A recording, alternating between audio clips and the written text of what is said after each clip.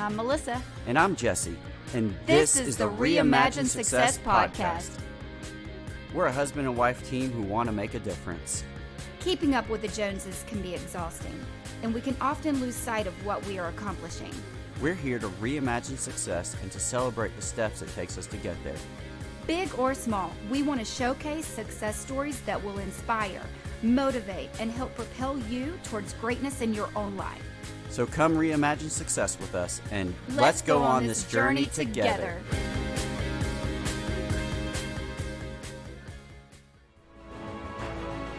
This week's episode brought to you by Deadly Crimson. Crimson is an action-packed comic book series that will keep you gripping the edge of your seat. Deadly Crimson is a story about a scientist turned assassin who must choose her path and seal her destiny. Find out if she has what it takes to overcome the most criminal masterminds in the universe. Issue 2, now available on Kickstarter. To purchase or find out more, head to www.deadlycrimson.com, Instagram and Facebook at Deadly Crimson. Email crimsonisdeadly@gmail.com.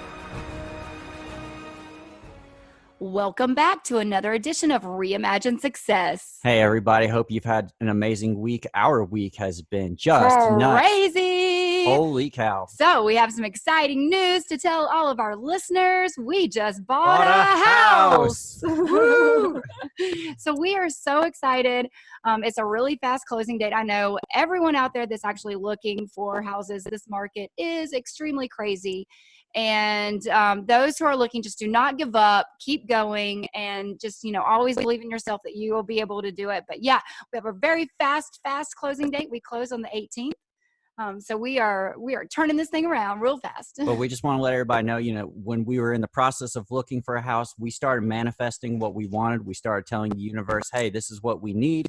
These are the things that are important to us. Mm-hmm. And we literally found everything that we wanted, everything that we needed. And it just was the perfect price range. Everything just fell right into place. So just know that you have the power to make your life whatever you want it to be. You just have to put it out there and send those good vibes into the universe, and it'll come to you. Yeah, and exactly. And, there's so many investors out there that's giving cash offers. And we actually told our agent and each other, I was like, hey, is there a way that we can write a love letter to these owners and just let them know, hey, this is what's going on. We're a family of 4. We need a bigger place, and we live in the city. We need a yard for the kids to run around in. And our agent was like, no, I don't think that happens anymore. And then just so happened, our house that we put an offer in, they were like, yeah, we'll take a love letter. So we ended up writing a letter, beat out 10 other offers, 10. There were 11 offers on this house. Including investors with cash offers. Yes. Which is crazy. Cash offers. And we ended up getting the house. It was just all meant to be. Oh, and one more thing. Sorry. I know I'm getting sidetracked.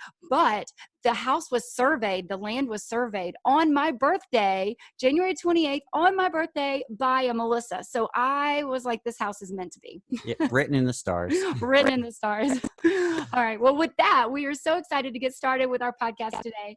We have an extra special guest today. Yes, today we've got Curtis Washington, who is an actor, a model, and a professional basketball player from Atlanta, Georgia. He's a Navy brat and has lived all over the world. Curtis has a passion for working with children and helping people everywhere. He played college basketball at USC and then Georgia State. After that, he spent 5 years playing basketball professionally, where he played in Argentina, the Philippines, Australia, China, Thailand, Bahrain, Dominican Republic, and more. The list keeps going. Curtis currently plays for the Guam national team for FIBA Asia Cup and World Cup qualifiers. 3 years into playing, Curtis tried out acting and fell in love. His first opportunity on screen came with the movie Night School with Kevin Hart, which Melissa was also in. We'll talk about that later. Yep. Since then, he's been in a couple films and is the recurring character of Aaron on BET's Bigger. He also most recently plays Andre on the reboot of The Game, streaming on Paramount+. His goal is to be one of the top actors in Hollywood and help so many children and people by using his platform. He also writes and plans to produce in the future. Curtis also recently did a modeling shoot for Champion. So all of the above, Curtis. Welcome to the podcast. Thank you so much for having me. And I didn't know if I could talk earlier, but congratulations about the house. Oh, Thank you. That's thank Thank you. you. amazing. We're actually looking too, and Oh, it is very hard right now. oh my goodness. We Just manifest it, yep. Curtis. Manifest it. Have everything that you want, and it will come Mhm. to you. Yep. We ended up getting a place So, in Gainesville, actually. So we're unfortunately leaving the Atlanta area, but it's only a oh hop skip up the no, road. I know. Big place. Lots it's of all dinner good. parties. Lots of Lots of land. hosting. Come over anytime. Yep. I love dinner. I Yep. do love dinner. I love the party. Well, then you will be our first guest. A dinner and a I love party. that you guys talked about manifesting, though. I'm a big believer in that. I speak everything in Yeah. my life, You so have that's to. You awesome. have to. We have so much power that's untapped, and people don't realize it, and they go through this life just as slaves to the machine. And like, you got to break out of that mindset and Mhm. start saying, you know what, I control my destiny. I get to choose what Mhm. happens in my life. Yep. We're limitless and we have to really believe in ourselves. And I think that a lot of people are so broken and hurt by, this world and the environment and the conditions that we live in. And you just get so hurt and you get, just so run down. And we forget that we are beautiful, we're loved, we're champions. And speaking of champions, that is you, sir. What's your Yeah. story? How'd you get started? You have played basketball all over the world. So I know you were a Navy brat, and so Yeah, what's a little bit about your story and how did you get into the love of basketball?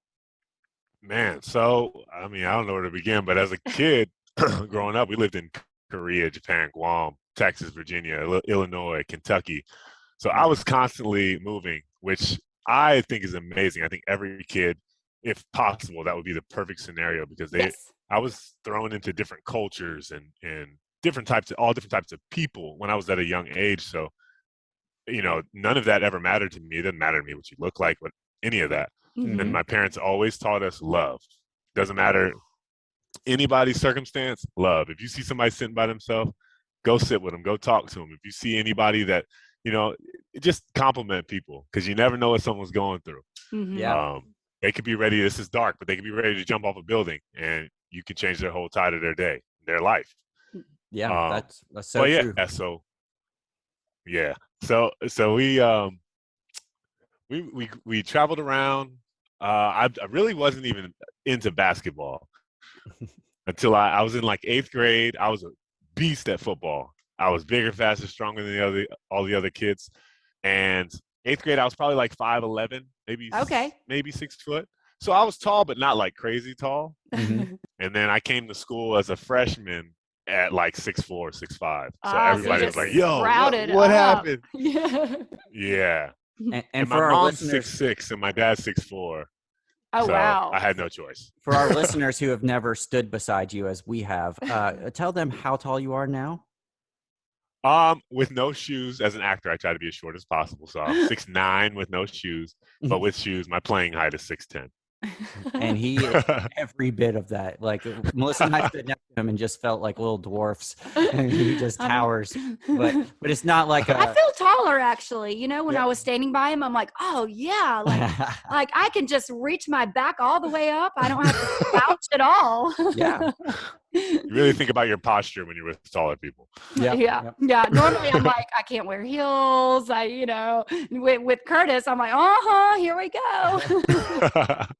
So you So shoot up yeah, in ninth grade, and then I guess they are like, "Oh, you're tall. You should play basketball, right?" well, nah, my mama was like, well, kind of, yeah. Everybody was like, "Yo, you playing on the court?" So yeah, everybody wants you to play when you're big. But Mhm. my mama was like, "Nah, you ain't playing football no more. They ain't about to crack my baby in half." Because Mhm. I was really skinny. I had big feet. I was kind of uncoordinated when I grew.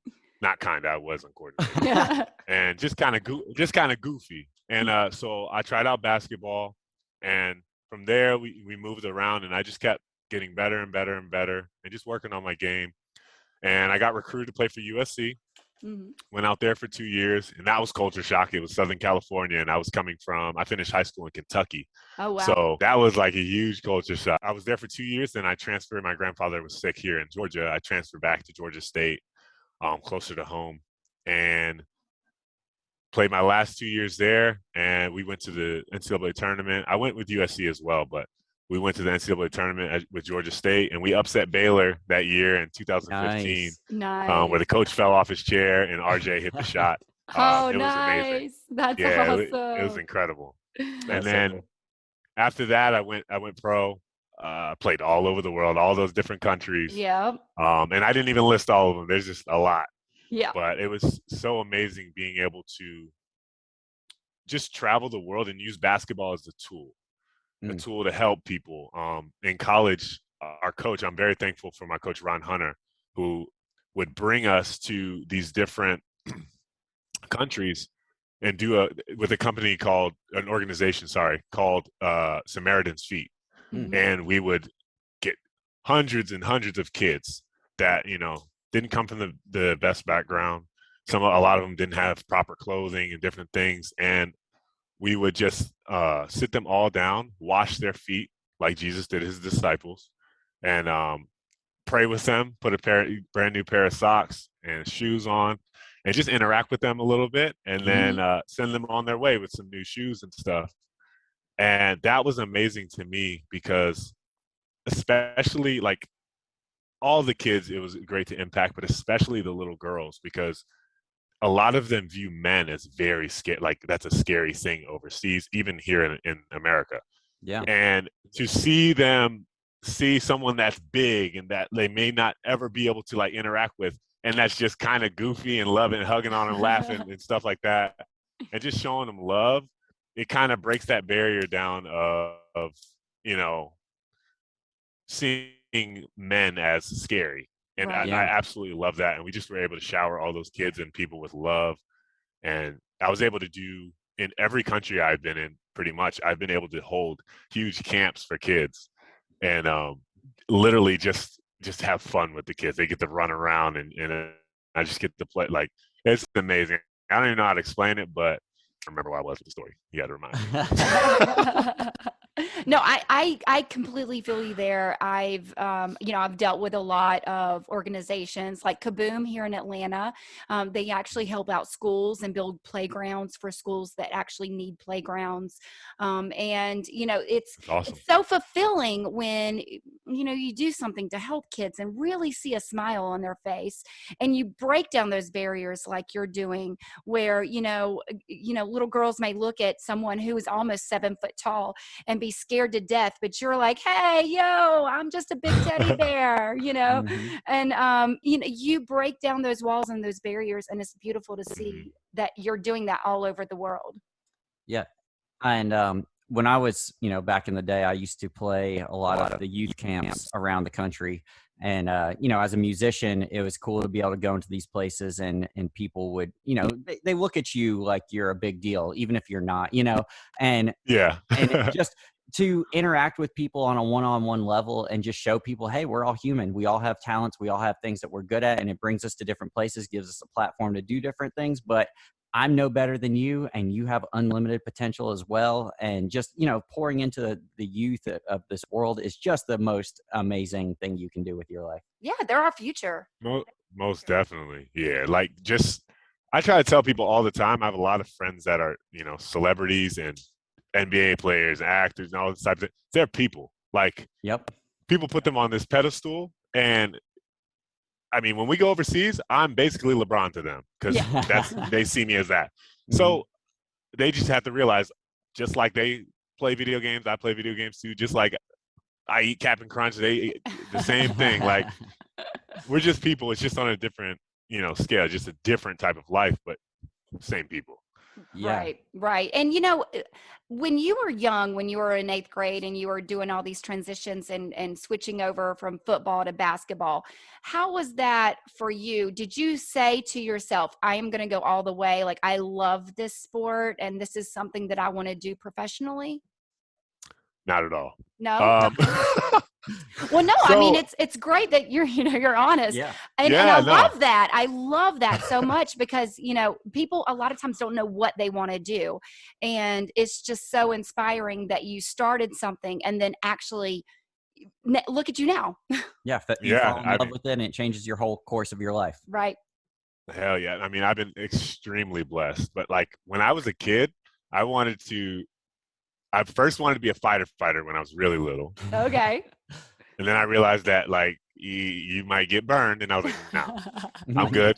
And then I wanted to be a professional skateboarder when I was like in elementary school. I was Okay. obsessed with skateboarding. I Okay. still try, but I'm terrible now. My feet are huge and they don't fit on the board. You have to get a special board. You gotta Right. have a snowboard with wheels, essentially. Facts. Facts. Love it. And then I went to a stage. I wanted to be a professional. I still kind of want to get paid to play video games. Yeah. Mhm. But I would play in tournaments and different things, and I really wanted to do that. But when I got serious about basketball, it's probably my sophomore or junior year. Then I really considered like, wow, I can make some money doing. I can really go pro doing this, and that's when I started taking it seriously. When I got to like right before college and different things, I would take my workout seriously and actually pursue it. But I never really like loved basketball. That wasn't my passion. Like I really like playing. I love the camaraderie with my teammates and being at hotels and road trips and just being around them and just doing stupid stuff like as kids. Mhm. Even adults I still do. But just pranking your coaches and teammates and stuff. I love that kind of stuff. I mean, playing was fun. It was a lot of fun. But I never got the feeling that I get when I'm on set and I'm behind the camera, like or in front of the camera, whatever way. It but I didn't know that. If I would have known that, I would have went to the theater school. I just didn't know. So I urge everybody, I tell everybody now, young kids, old people, people of all ages, you could be 60. If you are curious about something you're passionate about and haven't tried or something like that, do it. Because you never like try to explore that thing because you never know what you could be passionate about, what you could love. And you could live your whole life just being like, nah, I'm not doing that. Nah, I'm not okay with that. You could love it and you could be great at it. But because a lot of people are worried about what people think. I know like when I was in high school, I'm not doing drama. I'm not being a drama kid. I would have absolutely loved it and thrived if I was like I just didn't know. Yep. And yeah, I implore I want everybody to just try everything. Just try all kinds of things. My parents when we were kids put us in art, music, sports, in everything. So I went to school for art. I'm a percussionist. Since I was little, love drawing, love painting. I can skate. I can do a lot of things because, like, as kids, our parents exposed us to so much. So it sounds like you had a really supportive family dynamic. Yeah. Yes. Yeah, Yes. I was extremely blessed, especially as I get older and I talk to my friends and see their dynamic. And, you know, things are not always peachy with families. Actually, most of the time they're not. Yeah, they're definitely even if not. they look so on the outside. But I had a full man, I was just loved. Like we were taught love and we were just loved on. And I'm so blessed and thankful for my parents, James and Jennifer Washington, and my whole family, because we all love. A That's shout the best out. way I can put it. I'm going to do a shout out to your family. I love them already. I love that they've instilled that into you and love and kindness and respect. And just like you said earlier, the person that's sitting by themselves and, you know, you're the one that's like, hey, what's up? Are you okay? And you never know what kind of day someone is having. I always say to smile to everyone, you know, treat them like they may be jumping off of a ledge later, you know, and I know that's morbid, but you just never know what's going on in someone's life. And if you treat them like you want to be treated all the time, like you deserve to be treated like they deserve to be treated, the world would be so much better. Yeah, we just found out recently, our daughter had a parent-teacher conference, and the teacher was saying that our daughter waits at the door of the classroom and greets every student as they come in. And she just lights, the teachers are like, she lights up my day every single day. And like when the teachers are feeling what more down, can you ask for? Right? And Yeah. she compliments every single person, like cashier, the necklace, and it could be a cheap, ugly necklace. And she's like, your necklace is beautiful. You know, your earrings are beautiful. I like your sweater, you know, so cute. That's exactly what I do. I actually, people that are with me get annoyed sometimes because I talk to everyone I see and I don't care if it's a little hair flip. Like, oh, your hair looks good to get today, Your girl. hair's sleek. Like What's that up? changes her whole day, week, month. Like It That gives does. people It confidence, makes them does. feel good about themselves. Maybe they'll go on a date that they weren't going to go on because they feel Mhm. good. You don't know. But Or go play just basketball. making people feel good is great. And you Exactly. They'll be like, oh, what? I am going to go hoop today. I'm gonna go try this acting thing out. I'm gonna go and try this painting thing out. but it's more than Facts.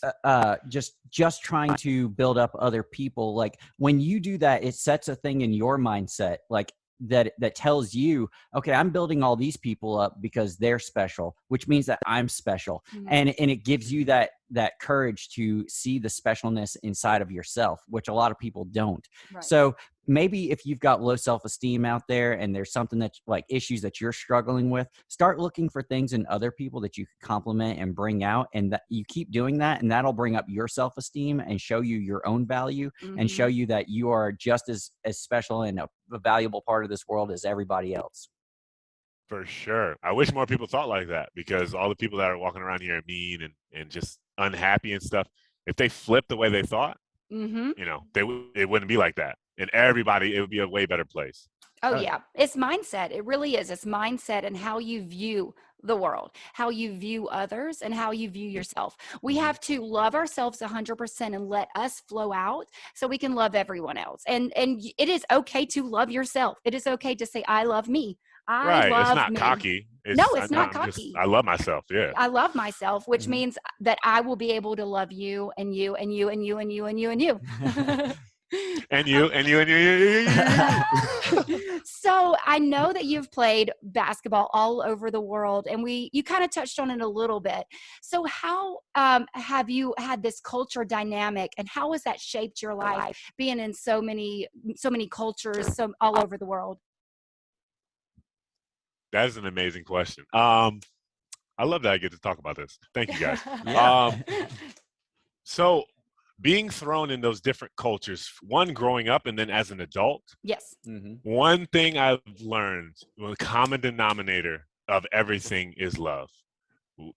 Over the world, they speak different languages. Mhm. They have different religions. All of that doesn't really matter. I mean, it doesn't matter if you worship God, Buddha. It doesn't matter. Right. Mhm. Love is the universal language. When I'm with those people, you can just tell there's good people everywhere in the world, like everywhere. And you realize that like certain things are just media. Like I was in Saudi Arabia. I Mhm. didn't feel unsafe one time, but here in America, it's portrayed as all terrorism Yep. and Right. war and stuff like that. That's literally the equivalent of if overseas, if they only showed Chicago's gun violence as America's representation. Yeah. It's the Yep. exact same thing. Like so everywhere in the world, I've interacted with amazing people that just blew my mind. Like, and not that I didn't think they would be amazing people over there, but I just felt loved everywhere I went, and I felt bad too. I felt there's negative energy everywhere I went, but the common denominator is love. And no matter if I speak the same language, I've had multiple teams, where I do not speak the language of my teammates at Oh all. wow. And the way we communicate, especially off of the court, is just love, smiling, laughter, and just kindness and different types of things, making jokes. And I don't even speak the same language. Mm. Wow. And you can just tell that, I don't know, I've said it like 8 times, but it's the universal language It's is love. Yeah. So, Oh, so one thing I was curious about with we have that, so many I questions. know, like, um, with you being on a team where you don't speak the language of your teammates, most people that would make them feel really alone and maybe insecure Or about that. Yeah, yeah, isolated. isolated. So, how did you, besides just like showing love and stuff, what was like your coping with that? Like, how did you go out of your way to maybe connect with your teammates or anything like that? Was that a struggle for you? So at times it could be a struggle. Mostly on the court, it could be a struggle if I was trying to relay something and I couldn't. Yeah. Mhm. But honestly, I didn't look at it as a struggle most of the time. I looked at it as a blessing. Like these people are accepting me into their culture and allowing me to come all the way from the US and Mhm. play with them. And so the way I looked at it as, you know, how good would you feel if someone came to America? I try to do this with everything and flip it, Mhm. and how good would you feel if someone came over here and they weren't really interested? They were kind of standoffish, like, oh, I don't speak the same language. Oh, I'll just go do my own thing. I'll go to practice and go right to my room and not interact, not try to learn anything about the culture. I wouldn't feel very good about that person. Right. Yeah. So I just picture the person like I would want to be going over there, and I try the foods, try the clothes. I'll try the traditions. I'll do everything to try to learn and about the try to culture. speak I'll or butcher learn the their language. Yep. Yes, I will absolutely butcher the language, but I will try. Yes. And me too. Those type of things to make them love you, because you're accepting their culture. You're really trying to learn. You're not just over there for money, because that's what most people that go over there are just going to get a check and then going home. Like, I don't care about your country. I don't care about your culture.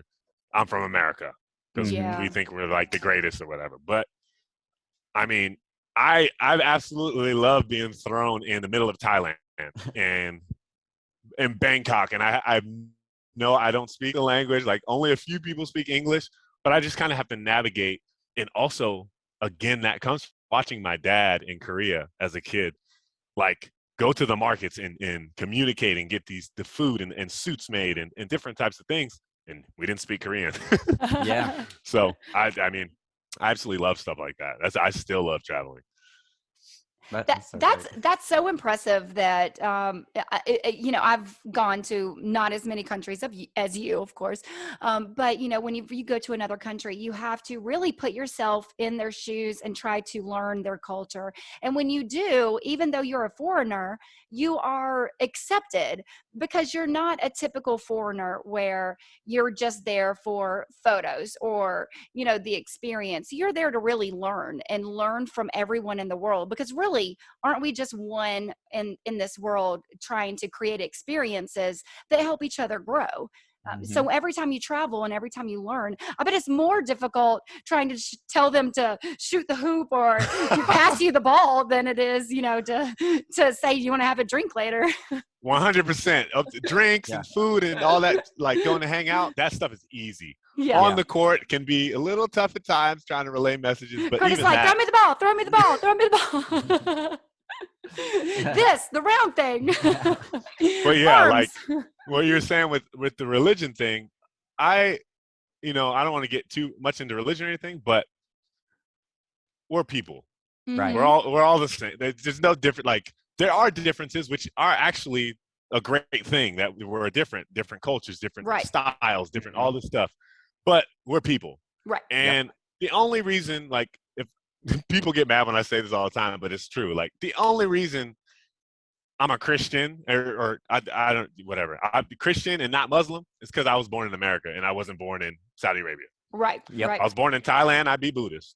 If I was born in India, I'd be Hindu. Like, we're people. So, like, I try to treat everyone the same. It doesn't matter who you worship, where you came from, any of that stuff. I don't even know if this is what we were talking about, but it's good. It's love. Love, like you said earlier, is the universal language, and it's in all religions and all cultures and all people, and everyone has a heart, and it just depends on how much you work your heart. 100%. I don't care if you like guys, girls, aliens, plants. If you want to have a relationship with this Nintendo Switch, that's all you, bro. Yeah, and the problem love you. The problem is that all these religions are supposed to be based around love, and yet they're so divided, and they hate everybody that's not like them, and like, that's just not the way this world is supposed to be. No, like, it's all about love. We need to get back to the fundamental values. Opposite. Yep.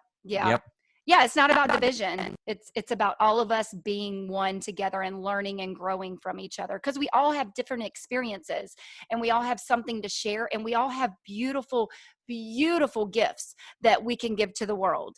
And it's just trial and error, really, to find out what your gifts are, what you want to communicate, what you want to give to the world, and how you can make the world a better place. Yep. Most definitely. Yeah. So where was your favorite place that you went? Just curious, because a lot of places on this list, we are like, we really want to go to Thailand and like all the Asian countries. Like, we're really Bali. Yep. Bali's so my next stop. I'll tell you my favorite place was food. Yes. And my favorite place. Yes. Okay. I'll go food first. Okay. Food is Thailand, hands down. Nice. Thai food. And I was blessed enough to have a chef there named Chef Jib. She's a beast, and she Yeah. would hook up different meals every day. All we did was tell her, she'd be like, what kind of foods do you like to eat? Mm. And then she'd make like stir fry, Thai, like pad Thai, like she'll just hook it up. And then she even like went out of her way to research how Americans ate breakfast and different Oh things, wow. and would make us waffles and pancakes and eggs and bacon. Like they don't eat that there at all. Mm-hmm. And she like went out of her way to do that. So the food there is, you can literally walk it. Now you might get a little stomach bug and have some diarrhea, but you can eat any of those street food, the stands and stuff. Mhm. So good. It's all going to be good. You may have to go to the bathroom, but it's going to be good. Nice. Now, my It's favorite just weight loss. place. Yeah, that's one way to look at it. As far as my favorite place, I tell everybody this, and I tell them, if you have not gone, you need to plan to go, is Australia. Yes. Yeah, I'm It dying is to go to Sydney? Australia. Such. I spent some time in Sydney. I spent most of my time in Perth, Okay. which I've is heard on the of- West Coast. That's Yep. kind of like the Cali, Mm-hmm. surfer vibes and stuff like that. I've heard the best place is Melbourne, but I haven't been there yet. But what I tell people about Australia is, one, it's beautiful. It's Mhm. absolutely beautiful. And they just think differently in that culture. They view things, they have a different perspective. So here in America, I'd probably be like, hey man, you want to go get a drink after work, blah, blah, blah. We can, blah, blah. They'd probably say, not everyone, oh man, I only got $50 in my account. I probably shouldn't. I got to get up early, blah, blah, blah. Mm-hmm.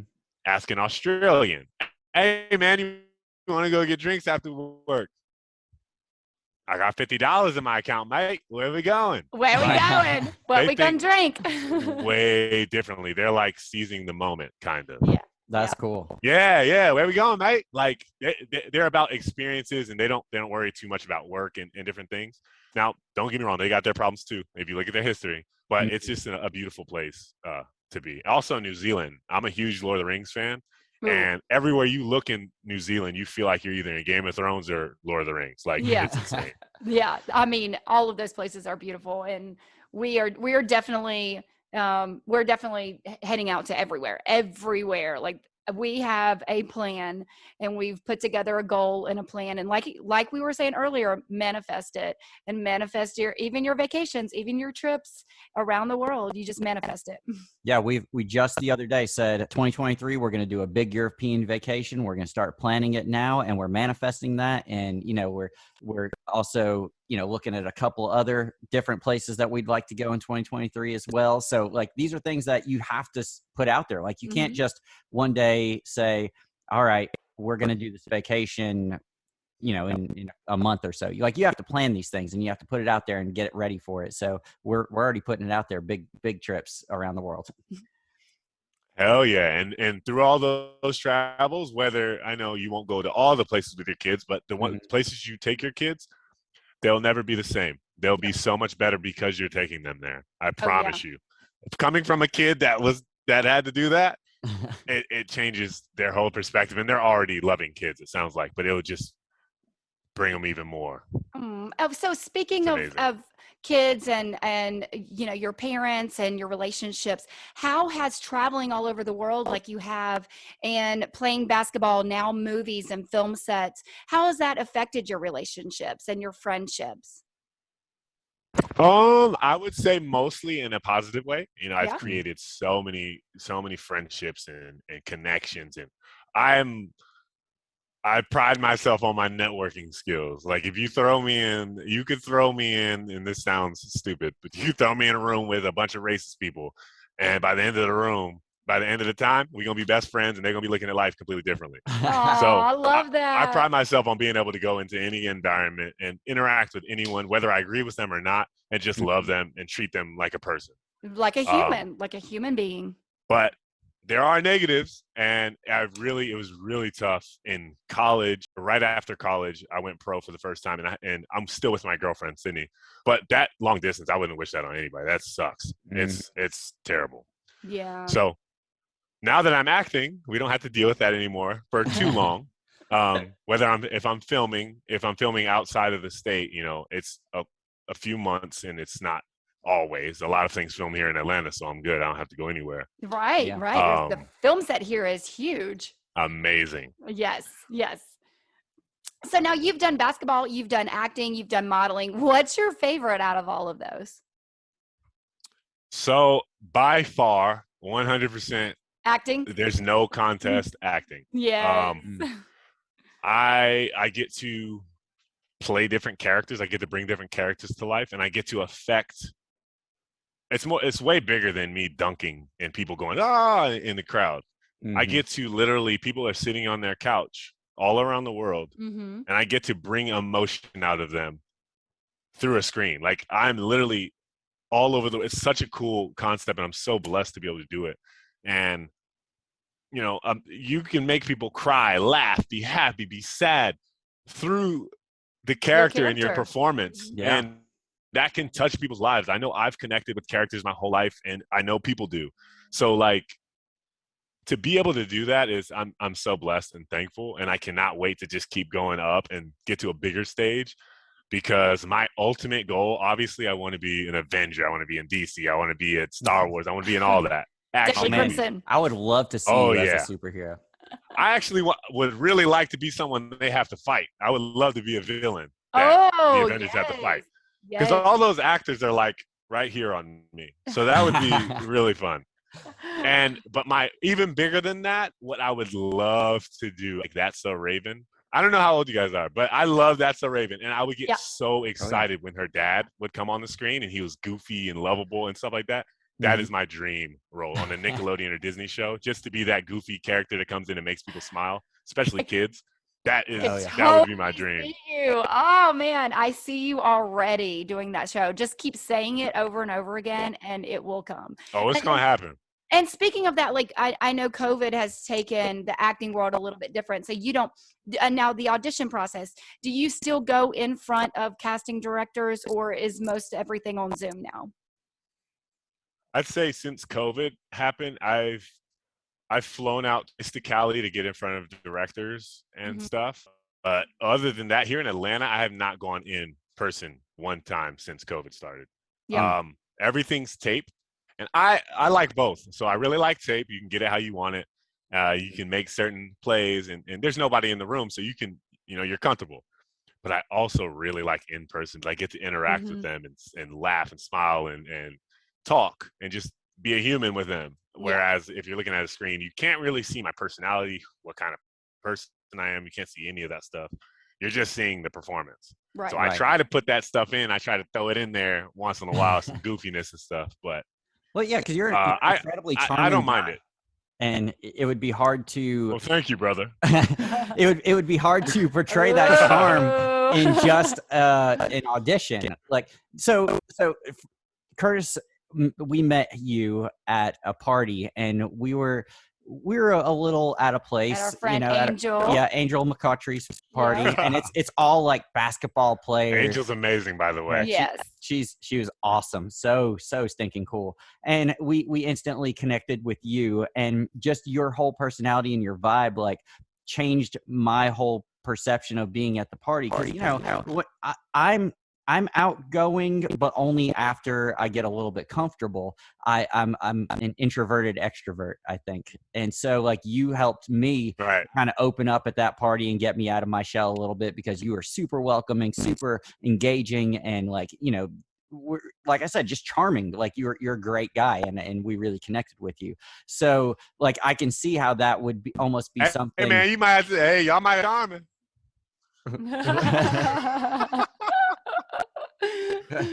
Oh, it's a bromance. No, I that really makes me happy, bro. That really makes me happy, because I that's what I plan to do. That's my goal.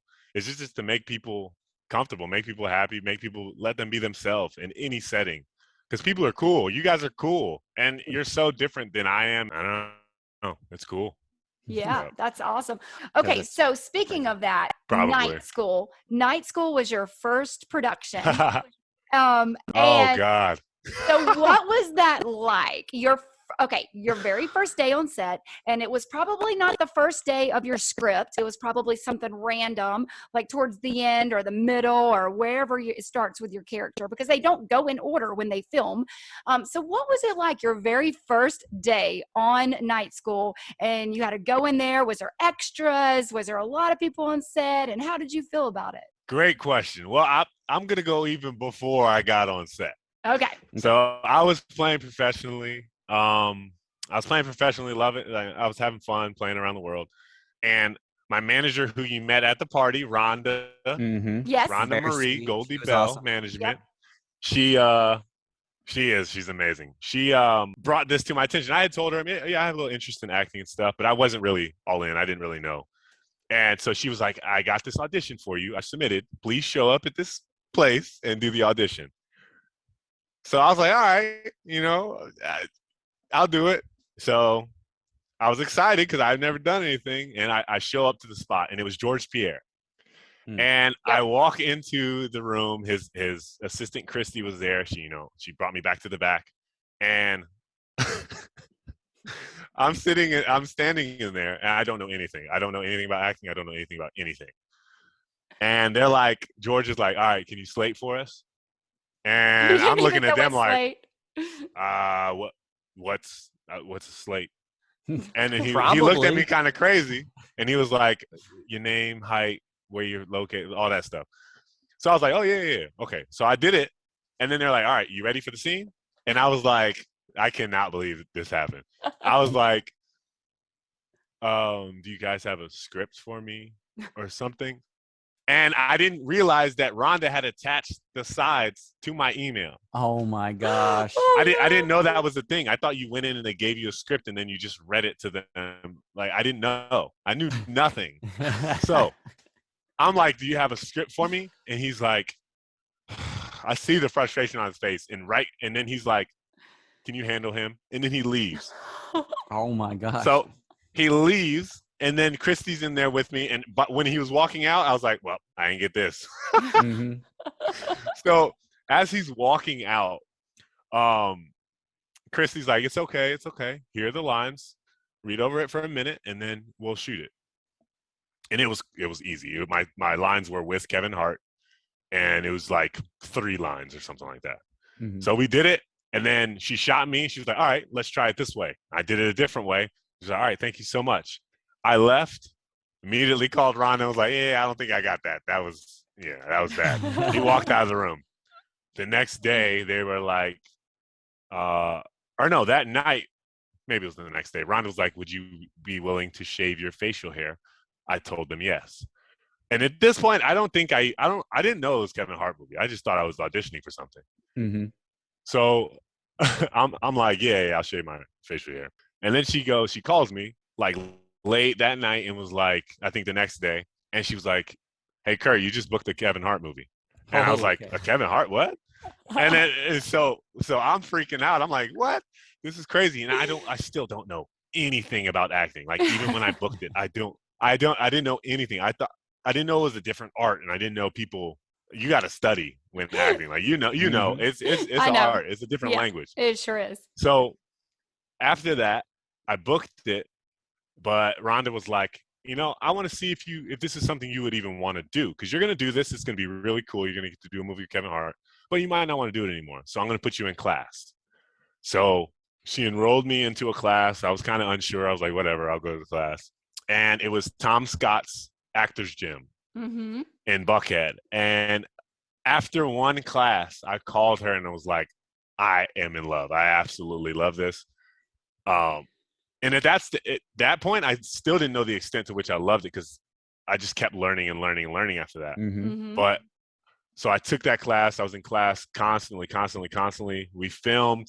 It was an amazing experience. But like you said, when I first got on set, because that's a different language in itself, as being on set. Like, oh yeah, you have to know. You have to know where your cues are, your marks are. You have to know when, everything, all of the lingo.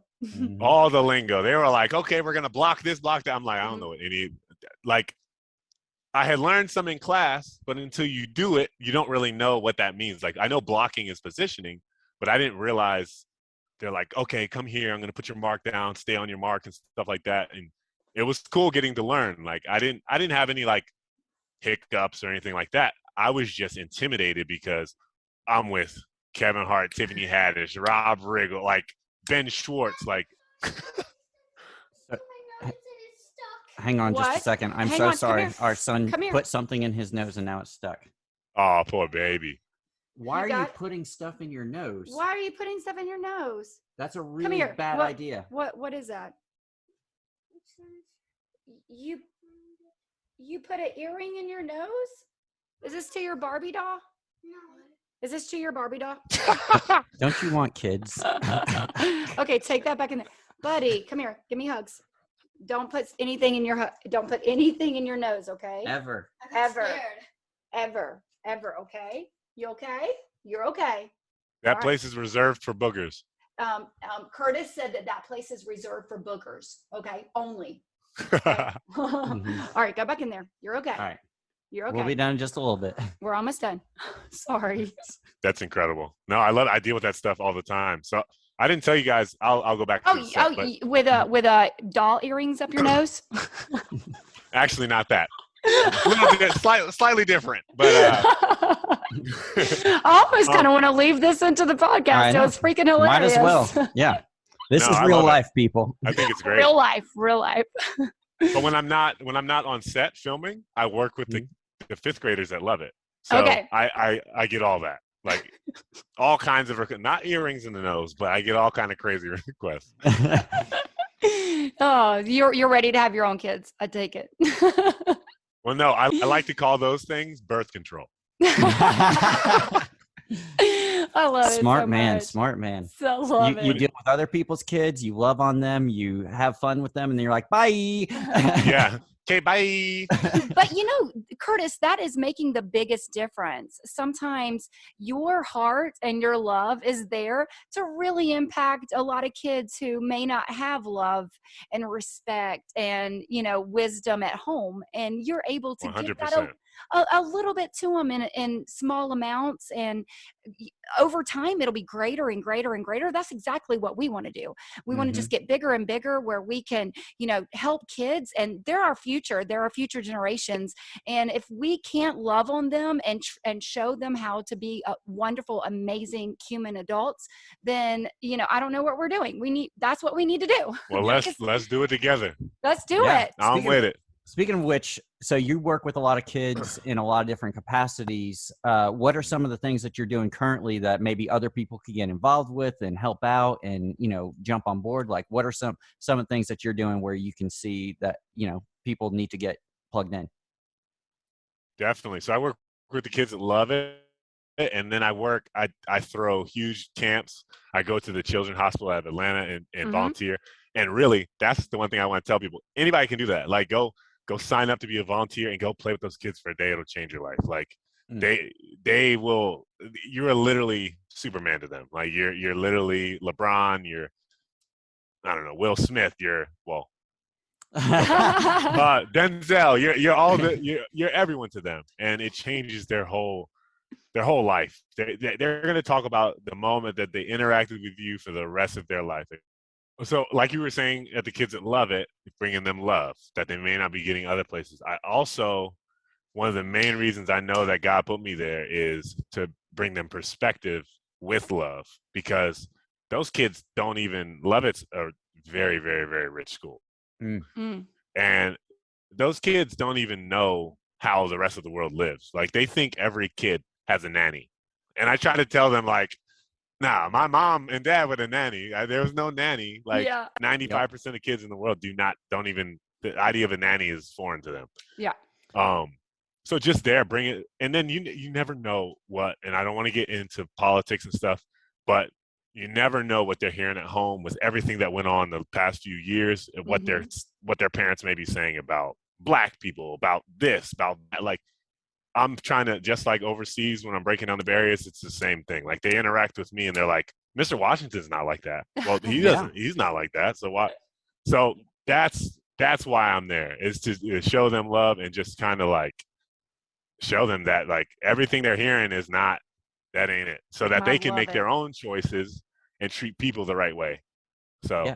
And what's cool about that is a lot of people don't think about the upper class needing these influences. You know, they're thinking, oh, well, if I'm going to volunteer, I have to volunteer with the kids that Mhm. are struggling, the ones that don't have lower anything. income Yeah, areas. Right. and then these upper class kids just grow up in these bubbles, and they never really experience the real world and real people, and they get out of school into their own, and they're just these entitled little brats sometimes. And Yeah. not all, I don't want to overgeneralize, of course, but a lot of these kids grow up entitled and thinking that the world is owed to them, and that they have all these certain mindsets, like you were saying, based off their upbringing, and they need people like you to walk in there and be like, hey, this is the real world, this is real people, and this is how Yeah. real people interact and how we feel. And I'm able to be with you just like I'm able to be with other kids who need me, in different capacities. So it's so cool that you're spread wide and not just focused so narrowly on, certain demographics or that sort of thing. 100%, because you're exactly right. People, when they want to help, they immediately go there. Mhm. Well, both of them have problems. They're just different. Yep. Mhm. And you're 100% right. My goal is to, and you were very nice without saying it, these kids will grow up to be entitled little dickheads that think the world belongs to them, and that don't respect people and all that stuff. I'm trying to counter that as much as I can and just teach Mhm. them perspective. And even if you are very privileged and blessed and all these things, still treat people the right way. It doesn't Right. make you up here. We're all right here. Um, Mhm. yes, money's different. There's different levels of money. The way you treat people should always be right here. Yep. Yep. Yeah. So, That does not matter. back where we are at night school, right? What's that? We were talking about night school. Oh yeah, well we're talking about, but speaking on kids first, I wanted to, I have a comic book series, Deadly Crimson, and I actually go to So conventions. I dope. dress up as Crimson, and you should see the eyes on these little kids. Mhm. They just look at me like a real superhero, and every single time I always get down on their level, and I always tell them, that whatever they want to do in life, that they can go do it, that they can go be their own superhero, that always love, respect, admire, and always lead with your heart, and that you can be a superhero too. And they just look at me like I literally just told them how to be a superhero, Yep. to love and lead with their heart. And it's just the cutest thing ever. And I love it so much. And I'm doing a tour this year. So I'm going around to Well, about, they look at you like that because you did tell them. yeah. Mhm. And I'm a superhero. So there's that. But yeah, it's going back to night school. Facts. Yeah, right. So going back to night school, so when you were on your first day and you were trying to learn the lingo, we're at our edge of our seats. What happened after that? So before we get back to the edge of the seat, you brought me into the cosplay and dressing up thing. I do the exact same thing. I'm a huge cosplayer, and I wear this type of Spider-Man outfits and stuff to kids, Oh, I love nice. it. and It's they the black absolutely lose their mind. It's the black suit Spider-Man that's like Yeah, Miles really cool. Morales. Oh, love it. Love it so much. Which is great too, because with that, which is why I want to be a superhero as well, is that Mhm. kids that look like me can realize, wow, I can do that. And Yeah. that's like, and not just the kids that look like me, all kids, but it helps when there's representation that Absolutely. looks like you. Yeah. So that's why I absolutely love all that and cannot wait to do that. Now, back to night school. I know we're all over the place. Thanks for keeping up with us, listeners. I'm trying because I'm everywhere. Me too. Oh, this is my new tat, by the way, my little Pokeball. Nice. Oh, Alexander would love that. So I'm on set, and they take me to my really nice trailer, and I've never been in a trailer, but I don't know anything about this. I'm in there. They're like, "Hey, can we bring you any food? Can we get you snacks? Can we get you anything?" I'm like, Mhm. "Yeah, Sour Patch Kids, Oreo. I'm getting everything." That's mine. That's Melissa's That's go-to. my favorite. I love Sour Patch Kids. It's my favorite. Great minds think alike. Yes. So we do that, and then they call me for a blocking rehearsal, or I go hair and makeup, which is hilarious because like At that time, I had some hair. I had a little bit of hair, and they shaved everything, like everything, and I literally looked like I did when I was 17. They made me look like a kid, and it was really cool because one of my really good friends from school was also in the movie with me, and our characters were together all the time. So that helped a lot because she's an actress and she actually knew what she was doing. Nice. She took you under her So facts. And so we get to there, we do the blocking rehearsal, and I walk in there and it's like literally, oh, I didn't even tell you guys my first day on set. I went the day before to get fitted and all that. Yes, Mhm. yes. And I walk in and the makeup artist grabs me and she goes, "Come here. Tiffany's gonna have a field day with you." She takes me to the back and she's like, "Tiffany, I got a snack for you." And Tiffany Haddish walks out and she's like, and I'm just like, oh my God. She's like, oh, and she just starts talking to me, being goofy and playing around. And that was like awesome because it broke the ice immediately. Like Mhm. it was Nice. amazing. And then the next day when I was able to come to set, I saw her, I saw Kevin. And Kevin was just amazing to work with. Like He's so great. he's literally the busiest dude in the world, and Yeah. he's still like, will talk to you one on one. Will Yep. joke. Well, he's just amazing, and he was able to do those scenes. And you remember the testing scene? He was there doing take after take after take. It was like 2 a.m, and then he got right on a jet to go do a show somewhere or work on something else. I know he flew out, and he's just the hardest working dude I've ever seen. Mm-hmm. And treated all of us like we were his family, his friends. Like it was really cool.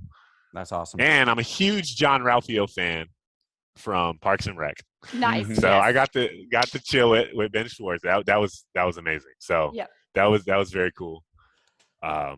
So yeah, we filmed the scenes. We did it. It was I was very nervous, but it was such a great experience. And the biggest thing that, like, you're exactly right. You have to just take everything in on set and learn. There's no way to learn by just reading or someone telling you. You have to do it. Yeah. And since then, it's helped me so much with my previous. I was able to do a couple movies. I did a movie called False Advertisement. I got to play a goofy character named Travis. And then it was such a big thing to me because stopping playing basketball it was a big thing. Right. And I had a car accident. That I fractured L3 in my spine. Oh no. Like Oh. a lot of factors went into this, but it just showed me that this was the path, because the feeling I get is second to none. It's amazing being on set, and when they say action, all the pressure being on you to create that character and bring it out and perform is amazing, and just tell the truth through your character. Yes. Yeah. So with Bigger, I actually auditioned for a one-liner NBA player that one of the main characters was selling a house to. And then the producers and director called my manager, I guess, and said, "Hey, we saw Curtis's audition. We think he'd be better for the recurring character of Nice. Aaron."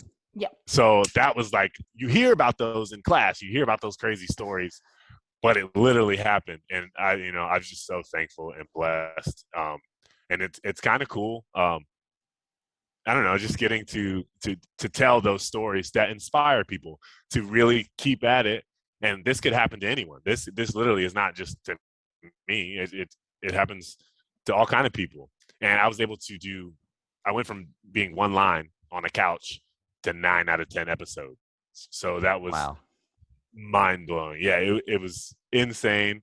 I'm very thankful. Our director Crystal she did our first 2 episodes, and she absolutely killed it. Felicia created the show. Check it out on BET. Yes. It's cool, BET and BET Plus. Yeah. And check out then Bigger. Oh yeah. And then recently, this was a really big deal for me. The game. Mhm. I grew up on my couch every day with my mom. It would always be on with my mom. Sometimes my dad would be there, just watching the game growing up. These characters, Tasha Mack and Malik and Derwin, all these Jason Pitts, all these iconic characters and it was like one of the top streaming shows of all time. And every day I'm watching them with my mom on the couch, laughing and all these things. Fast forward to today, and I got them texting me hey man, good job, blah blah blah. Like Oh, it's such a oh, dream come true. And That's so cool. we just got renewed for season 2, so that's dope. Can't wait to hear nice. more about that. Congratulations. Excellent. And my character on there is Andre. He's kind of the funny vet in the locker room. Gives the rookies a hard Funny, time no and stuff. way. A silly character you play. Who, I don't me? see it. I don't see it. Well, Um, Curtis, you really have built up your life to this point. A lot of people say, oh, you're going and acting and you got this recurring role when you went for something else.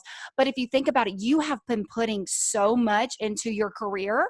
And it doesn't matter if it's basketball, if it's acting, whatever it is, that is putting so much energy into you, pushing you forward. Mhm. So it does not surprise me that, you go into the audition room and they say, no, you know what?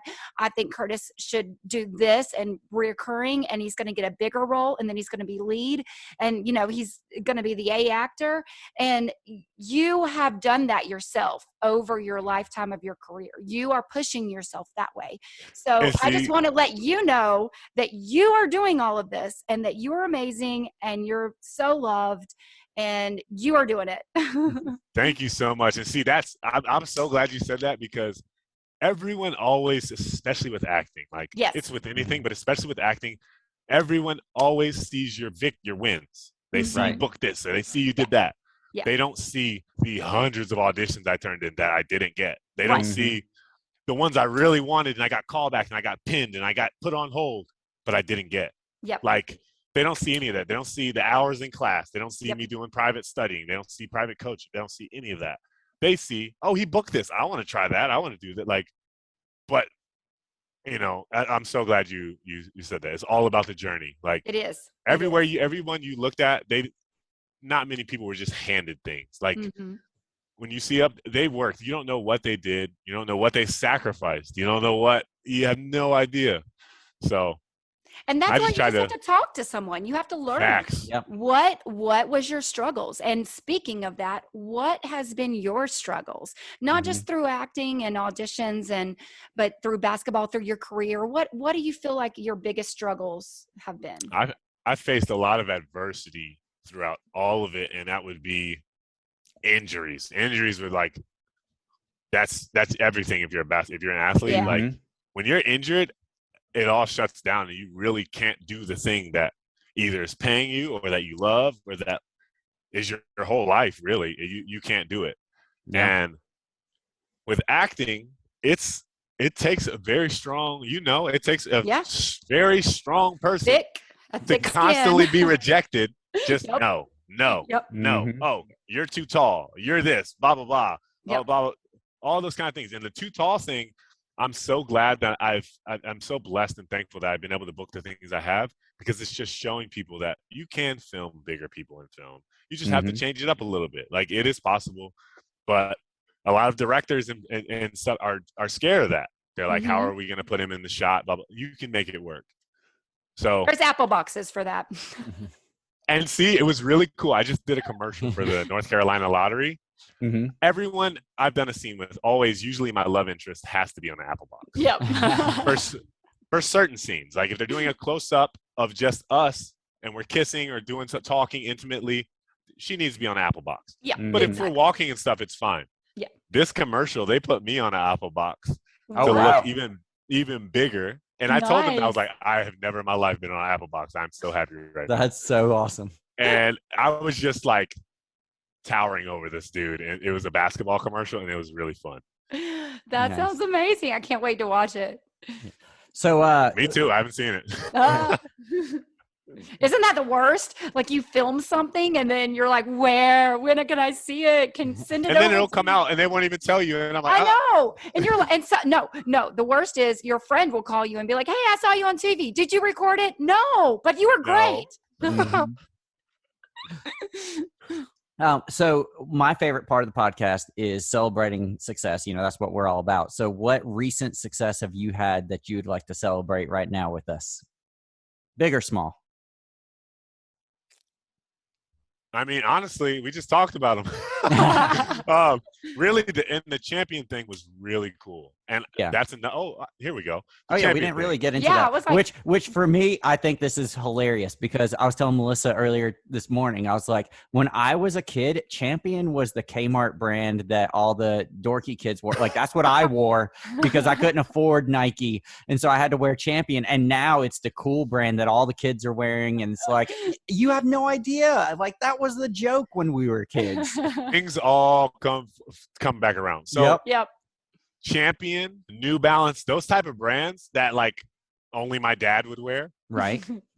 Now everyone's wearing, and I absolutely love that stuff. Nice. Now I used to make fun of my dad, but now I have some New Mhm. Balances. But literally, you talking about manifestation. The job on Bigger, the job on the game. I literally spoke. I will speak all the time.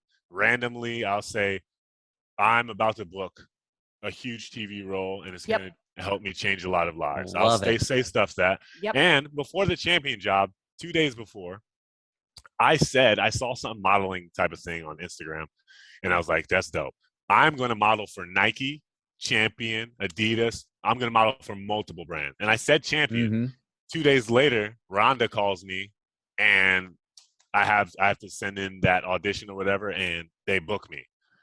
And it was such a cool experience because I've modeled for like different clothing lines and stuff, but this was my first official like modeling for a big brand. Mm-hmm. And So cool. it was so dope because I'm not, all the other models are like right here, and they all have a certain type of look. Mhm. And I got to do the plus size stuff. It was so dope. The big and tall. It was a lot of fun. I love it. I love it when you get the call and especially after you go to a callback and they're like, oh, there is, 6 other people that, we're narrowing it down to, and you're like, oh, and then they call you and they are like, you are the one we chose. And you're like, yes, it's the best feeling ever. Well, Curtis, Definitely. this has been absolutely amazing interview, and I have loved every second of it. You are our people, Yes. like your mindset Yes. is exactly what we try to portray in our lives and through this podcast. And so you are now officially a part of the Reimagine Success family because you definitely fit in with us in our tribe. So why don't you tell our listeners where they can connect with you, how they can find you online, where they can see what you're doing and all that good stuff. Awesome. So, my biggest platform is Instagram at BIGCURT42, Big Kurt 42. I know it's a corny name, but I've been called Big Kurt since I was a kid. Got to stay with it. You got to keep it. Also, check out the game on Paramount Plus and check out Bigger on BET. I'm on Facebook, Curtis Washington. You can type my name in. Really, that's it. But yeah, that's awesome. And Curtis, soon to be many more. Yes. Yes. And so leave our listeners with one final advice. If they are a little bit afraid, if they're a little bit weary, if they want to do something that, they have in their heart or they've been thinking about since a kid and they're just a little bit too scared, what advice would you give them? I would give them the advice to do it. Try it. Try anything. You never know. And honestly, you don't know if that could be the reason you were put on this earth, is to help people through that tool or that hobby or that whatever. Just do it. And then my other piece of advice, which y'all didn't ask for, but is, I said it earlier, is just to love people. Is to treat them the right way. That's right. Reach out. Be a friend. Literally, you don't have to wait for friends to come to you. Be a friend. Go talk to people and try to talk to people that are different than you, that you don't have any kind of similarities that you think you will when you start talking to them. But talk to people that are completely different, that are not into sports if you're into sports, or that are maybe in theater or like into, I don't know, weird stuff. I don't know what else people are into, but just talk to everybody. Be a beacon of light. My dad always said, when someone interacts with you, how do they feel when they're done? When they're finished with that interaction, do they feel drained? Do they feel encouraged? Do they feel good about themselves? Do they feel, ready to go? Inspired. Yeah. Like, how do you feel? My goal is to, anyone I interact with, I want them to never forget, one. And also I want them to be like, dang, like I feel good. I'm motivated. happy, I'm smiling. Yeah. Yeah. So There's Yeah, me mine. too. Us too. Yep. Everyone we meet, we want them to I feel love that. inspired and motivated, which is why we started this podcast, because it's inspiration, motivation. You can do it. You can love. You can give. Mhm. You can Mhm. get. You can be all of these things. And, you know, we just appreciate you so much by guiding our listeners and sharing your story, your personal journey as well. You are the epiphany of just an amazing human being by showing your love and Oh, gratitude. Yes. thank you so much. You guys too. I appreciate that. Well, Curtis, thanks for being on, and I can't wait to get together with you again soon. Can't wait for your next movie. Yep. Just Me I'm either. ready. I'm ready. I'm ready. We'll be I'm ready cheering for you that. on every step of the way. That Thank you A-cast. so much. And we'll definitely have to have you back on to catch up, down the line when you're doing massively bigger things than you're even doing now. Yep. Just manifest it. True that. I'll be here. That's awesome. All right, buddy. You take care. Thank you. All right. God bless y'all. Have a good All right. one. Bye. That is so cool. I love the fact that he is just going out there doing big things. And it's so crazy how we actually met, because I found out that he was on Night School and I'm like, what? I'm in the same movie. I know he's such a cool guy, and I might have a little man crush going on here, but he's just so great. And like I said, like he is our people and a part of this family now, and I look forward to just watching him soar, because I know he's going to. Oh yeah, Jesse has a bro crush. But yeah, I'm so excited for all of you guys, all of our listeners. I want you guys to soar, to be inspired, to be motivated, and to always live your best life, to be happy, to lead with your heart, and to love everyone. Yeah, if you take away one thing from this podcast, it's and I thought about this earlier, it'd be a nice little hashtag: do everything, love everyone. Like that's Curtis's motto. He does so many different things, and he loves everyone he comes in contact with, and it's clear in his life because he's crushing it. Oh yeah, and if you lead with your heart, the rest will follow. So just always lead with example, lead with your heart, and we love you. Yep.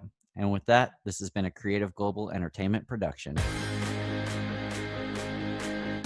Did you get motivated? Do you feel inspired? Don't worry about keeping up with the Joneses anymore, and don't forget to celebrate your successes every single day. Thank you for taking this journey with us. Follow us at Facebook and Instagram at Reimagine Success Pod. Email us at reimaginesuccesspod@gmail.com and let us know what your successes are. New episodes every Thursday at reimaginesuccesspod.com. So let's change our mindsets and reimagine success.